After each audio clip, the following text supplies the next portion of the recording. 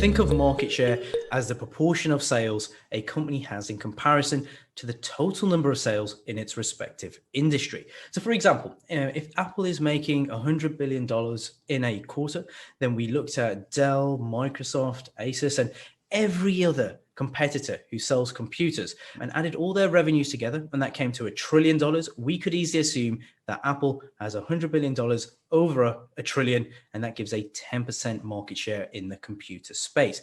Of course, I've just made these numbers up, but that's the concept behind market share. And with this information, you get a key indicator of competitiveness, a barometer to judge overall growth or decline, the ability to quickly identify consumer and behavioral trends and spot those ideal opportunities. So market share is crucial to every single business.